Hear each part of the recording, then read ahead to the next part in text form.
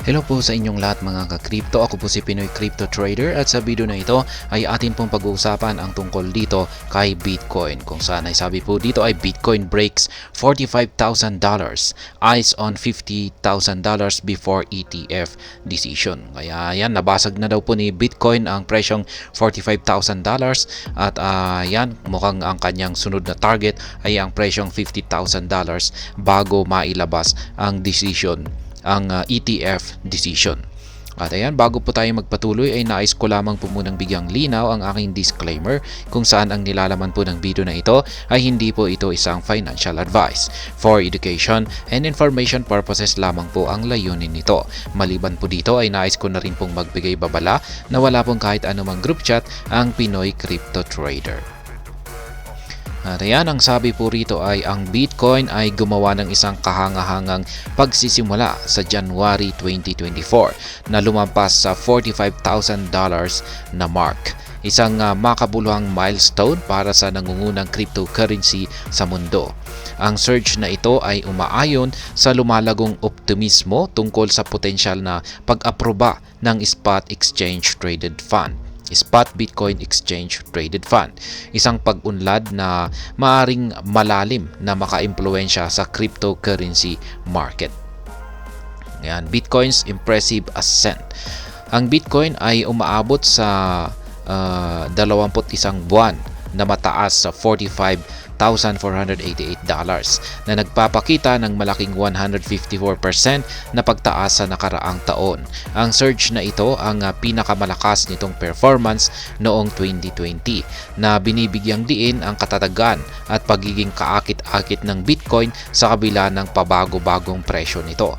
Bagamat kasalukuyang nagkakahalaga ang Bitcoin sa $45,344, mas mababa pa rin ito sa record high nito na $69,000 noong November 2021. Yan, ang kasalukuyang Bitcoin Fear and Greed Index ay nasa 71 na nagsasaad ng greed na sumasa ilalim sa positibong tala at tumataas na kumpiyansa sa cryptocurrency market. Habang ang Bitcoin ay patuloy na nakakakuha ng atensyon ng mga investor, ang mga analyst ay nag-iisip kung ang crypto ay lalampas sa $50,000 na marka bago ang pinaka inaasahang pag-aproba ng Bitcoin ETF. Yan po yung Bitcoin Fear and Greed Index. Ayan, na nagsasabing ang index ay nasa 71. Ayan, nasa greed na po siya. Speculations on Spot Bitcoin ETF approval. Ayan, ang mga boses sa loob ng komunidad ng cryptocurrency ay lalong nagpapahayag ng kumpiyansa sa pag-aproba ng Spot Bitcoin ETF. Iminumungkahi ng mga ulat na ang pag-aproba ay maaring dumating ng maaga sa linggo simula sa January 8, 2024. Ang pag-unlad ng regulasyon na ito ay nakikita bilang isang potensyal na katalista para sa pag-akyat ng Bitcoin na potensyal na nagbibigay daan para sa mas maraming institutional investments at mas malawak na pagtanggap sa mainstream. Yan, Matrix Sports Confident Projection.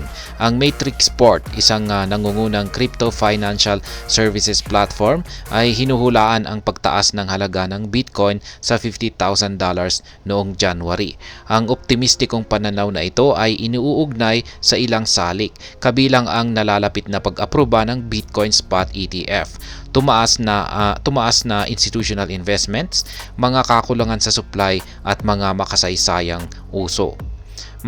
Magkasama ang mga salik na ito ay lumikha ng isang positibong kapaligiran para sa Bitcoin na nagtutulak nito sa mga bagong taas sa mga unang buwan ng 2024. Yan, Bitcoin is breaking out as the funding rate jumps 66%. anticipating altcoin season. Iminumungkahi din ng projection ng Matrixport ang posibleng pagsisimula ng season ng altcoin na inaasahang tataas ang mga rate ng pagpopondo sa 66%. Habang nagkakaroon ng momentum ang Bitcoin, maaaring pag-iba-ibahin ng mga investor ang kanilang mga portfolio sa pamamagitan ng pagkadugad ng mga pagkakataon sa mga alternatibong cryptocurrencies. Ang inaasahang panahon ng altcoin na ito ay maaring higit pang mapahusay ang pangkahalatang positibong tala sa loob ng cryptocurrency market. Ayan, habang pinapanatili ng Bitcoin ang pataas na trajectory nito na lumalampas sa $45,000 mark, ang focus ay ngayon sa potensyal nitong umabot sa $50,000 sa mga darating na linggo. Ang haka-haka na pag-aproba ng spot Bitcoin ETF kasama ang mga sumusuportang salik tulad ng tumaas na institutional investments at mga kakulangan sa supply ay nag-aambag sa optimistikong salaysay na nakapalibot sa mga prospect ng Bitcoin sa 2024. Ang mga investor at mahilig ay sabik na naghihintay ng karagdagang mga pag-unlad na inaasahan ang isang mahalagang sandali para sa Bitcoin at ang mas malawak na cryptocurrency market sa mga unang buwan ng bagong taon. At hanggang dito na lamang po tayo sa video na ito mga ka-crypto. Sana po ay inyong nagustuhan ang aking paliwanag sa video na ito. Kung inyo po itong nagustuhan, pag-click lamang po ang like button nito. Para naman po sa mga bago lamang dito, kayo po ay aking inaanyayahan para mag-subscribe. Pag-click na rin po ang bell icon nito dahil ito po ang siya magsisilbing notification nito sa mga bago kong videos na akin pong ina-upload sa aking YouTube channel na ito.